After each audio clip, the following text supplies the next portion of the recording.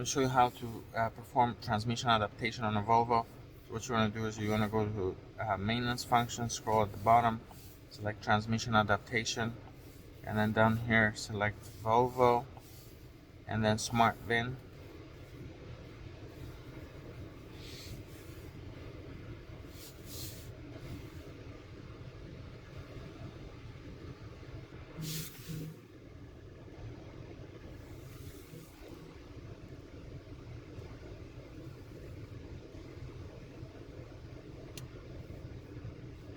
And then press OK. Once it detects, you have resetting adaptation calibration of gear position sensor. So this is gear selector that changes your gears in there that can be calibrated as well.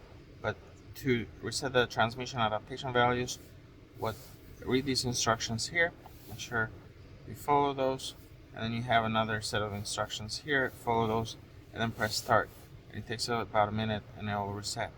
But what that will do is will basically, what Volvo does, these newer transmission, they monitor your driving pattern. So if you're driving, let's say, very aggressively, what it does, it keeps the transmission longer in gear and it shifts later. If you're driving very gently, let's say, what it does is transmission shifts early. But there's a range that these transmissions come from when they leave the factory. And when you do the transmission adaptation, if the car has been monitoring you and shifting late or too early, it just basically resets those values and then goes back to the factory standard values, normal values. And that's what transmission adaptation will do. So if you are noticing your transmission is, doing like, it's shifting weird, it's shifting too late or not the way that you like it, it does not hurt to carry out the transmission adaptation to reset.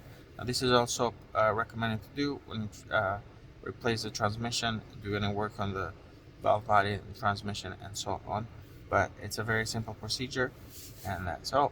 Thank you for watching Mechanic, where you can become a mechanic.